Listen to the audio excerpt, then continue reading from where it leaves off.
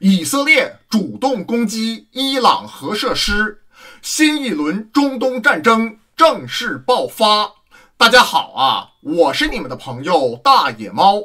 根据《纽约时报》，2025年6月13日当地时间凌晨，以色列发动了针对伊朗核设施以及相关核武器专家、高级军事将领的先发制人的打击。目前，伊朗官方媒体表示，伊朗革命卫队总司令侯赛因·萨拉米上将已经在袭击中阵亡。与此同时，几名以色列官员表示，这次袭击是一次先发制人的打击，旨在阻止伊朗获得核武器。以色列军方表示，这次打击的目标是伊朗远程导弹的能力以及核计划至关重要的设施。6月13日早晨，伊朗首都德黑兰居民称，他们听到了巨大的爆炸声。伊朗国家电视台播放了建筑物冒烟起火的画面。一位不愿透露姓名的伊朗高级官员表示，伊朗空军战斗机已经起飞拦截以色列的战斗机。同时，以色列总理内塔尼亚胡发表了长达7分钟的电视讲话。他说，代号为崛起雄狮的行动旨在消除伊朗对以色列的生存威胁，并且向伊朗民众喊话，希望他们能够主动行动，推翻伊朗的宗教政权。内塔尼亚胡同时还说，这项行动将持续很多天，直到消除这个威胁为止。根据知情人士，以色列的这一次行动主要分为2个部分。以色列空军主动出击，前出到伊拉克伊朗边境，对伊朗的多个目标进行打击。与此同时，摩萨德特工在伊朗内部进行了多起破坏行动，目标军事指挥部高层领导以及相关核武器专家。目前已知消息，根据伊朗国内媒体，2名高级核武器专家已经遭到暗杀，多名高级将领在袭击中阵亡，至少有6个空军基地遭到了以色列空军的打击。美国国务卿马克·卢比奥发表如下声明：今晚以色列对伊朗采取了单方面行动，我们没有参与针对伊朗的打击，我们的首要任务是保护该地区的美国军队。以色列告知我们，他们认为这一行动出于自卫的需要。特朗普总统和政府已经采取一切必要措施保护我们的军队，并与我们的地区伙伴保持密切联系。我要明确地指出，伊朗不应该将美国利益或人员作为目标。另外，根据《华尔街日报》的最新消息，特朗普总统曾经告诉以色列总理内塔尼亚胡，请他不要打击伊朗的核设施。最新消息，伊朗准备向以色列宣战。目前，国际油价已经上涨超过11%。有人问怎么看？先说一说以色列。咱这么说，内塔尼亚胡在国内岌岌可危，他的政府遭遇了政治危机。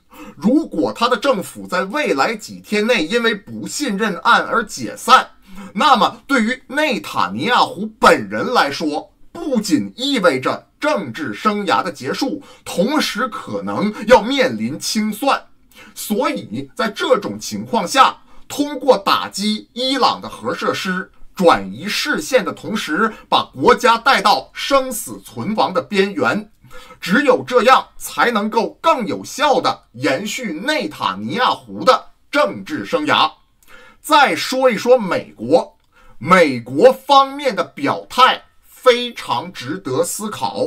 目前，可以分为2种情况。第一种情况，特朗普根本没有办法约束内塔尼亚胡，美国根本没有办法约束以色列的行为。如果这种情况属实，再一次论证了美国霸权正在走向终结。在诸多热点地区，美国已经没有办法维持应有的秩序了。比如说，在去年11月底，美国没能阻止土耳其支持的反政府武装推翻叙利亚的阿萨德政权，再加上今天美国没有办法约束内塔尼亚胡针对伊朗的行为，可以论证美国的影响力正在快速退出中东地区。第二种情况，特朗普和卢比奥所说的话不可信。内塔尼亚胡是依据特朗普的指示对伊朗核设施进行打击。最近一段时间，伊朗和美国正在谈判，伊朗的态度异常强硬，对美国永远不会妥协。所以在这种情况下，特朗普就要求内塔尼亚胡对伊朗进行打击了，这是对伊朗的惩罚行动。美国也知道这次行动的后果，也是特朗普预料之中的。现在的情况是这样的，美国知道自己的影响力已经大不如前，特别在中东地区，所以不如把水搅浑，给美国在全球其他地方有突破的机会。假设中东地区爆发全面战争，首先会爆发的一定是能源危机，对美国、俄罗斯等石油大国来说，那是巨大的利好；对欧洲、中国、印度等石油进口大国来说，那是巨大的利空。另外，对欧洲来说更是雪上加霜，因为一旦中东战争规模扩大，与之相应的难民危机将再次降临欧洲。有没有这样一种可能，通过挑起中东战争，美国准备对欧洲进行新一轮的绞杀，包括在货币结算领域再一次削弱欧元的地位。说完了美国，再说一说阿拉伯国家。阿拉伯国家肯定知道这次行动，并且得到了预先通知，而且有必要再次强调，阿拉伯国家和以色列有着长期合作关系，包括情报共享和共同防卫。否则，在去年4月15日，伊朗导弹攻击以色列的时候，约旦和沙特就不会参与进行拦截，以及这一次，以色列空军更不会在领空完全开放的情况下深入伊拉克、伊朗边境，对伊朗进行全面打击。也就是说，阿拉伯国家知道这次行动，大概率也参与了这次行动的某个细节。因为对于阿拉伯国家来说，虽然跟伊朗表面上达成和解，但是伊朗和阿拉伯国家的斗争依旧暗流涌动。比如说，这一次在叙利亚，朱拉尼的反叛政府推翻了阿萨德政权。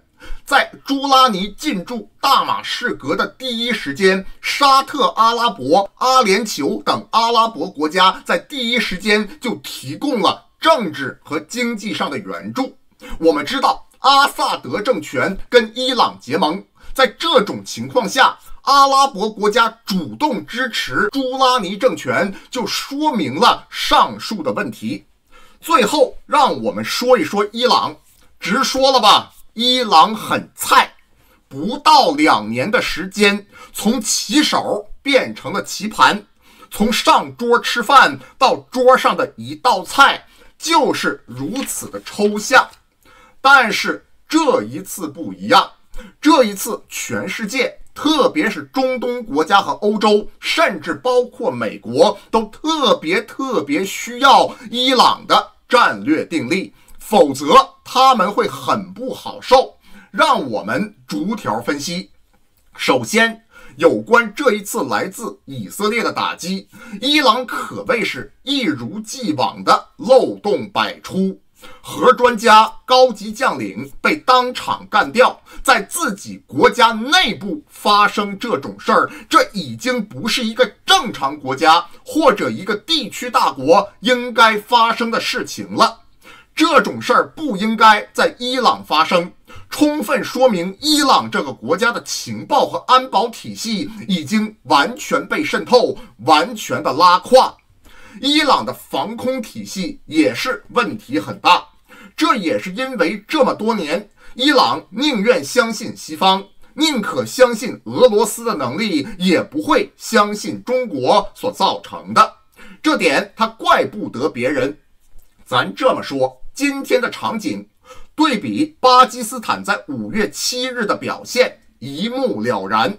如果今天来自以色列的空袭是对伊朗的一次大考，那么伊朗的得分肯定是不及格。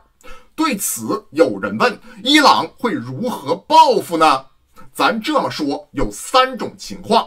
首先一个就是战略定力，对于伊朗来说，战略定力至关重要，它的政权需要战略定力。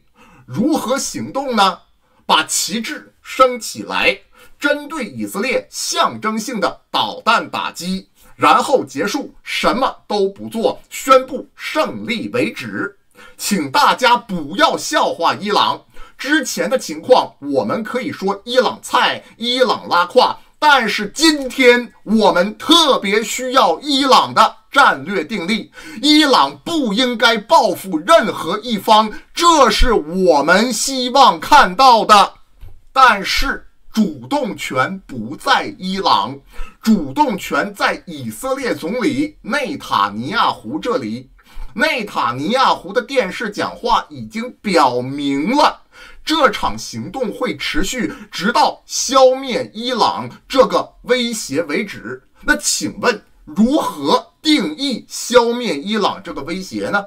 是彻底打掉它的核设施，还是让伊朗政权更迭呢？我们不知道，主动权不在伊朗手里。也就是说，伊朗如果想要战略定力，不想还手的话，是不可能的。因为来自以色列的打击会持续，等于说伊朗的战略定力是没有用的。第2种情况就是伊朗单方面与以色列开战，调动中东的抵抗之狐，以及一系列伊朗支持的武装进行打击以色列的行动。别看以色列在空军装备上和情报方面对伊朗形成绝对优势，但是在陆军装备、在导弹数量、在战略纵深以及军火生产方面以及人口方面，伊朗对以色列拥有绝对优势。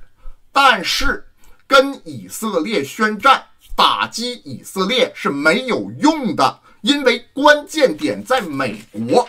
美国是否会继续支持以色列，变成了一个重要的看点。如果特朗普政府虽然没能约束以色列，但是继续给以色列援助的话，那么伊朗对以色列宣战就变得没有任何意义了。因为在那种情况，等于说伊朗在与美国作战，而不是以色列作战。如果伊朗针对美国作战，为什么还要打击以色列呢？所以到了最后一个场景，也是美国最不希望看到的，伊朗通过饱和攻击的方式摧毁美国在波斯湾的所有军事基地，并且封锁霍尔木兹海峡，引发全球能源危机。因为只有这样，对于现阶段的伊朗来说，才是可以争取战略主动的时机。别忘了，美国的主要对手是谁？咱这么说，美国的主要对手肯定不是伊朗。但是如果美国在今天经历了类似珍珠港事件的打击，美国国内特别是 MAGA 红脖子和极右翼共和党，他们对伊朗的态度会导致这一次在美国国内反对伊朗与伊朗开战、消灭伊朗的声音变得不可控制。也就是说，到那个时候，特朗普再不想打仗，也会让美国再次陷入战争泥潭。如果美国这一次深陷伊朗的战争泥潭的话，美国霸权将一次性快速的结束，或许新一轮的中东战争正式爆发。大家怎么看？底下留言。好了，这期节目就到这儿。喜欢大野猫节目，别忘点赞、评论、转发。没订阅请订阅一下，谢谢大家。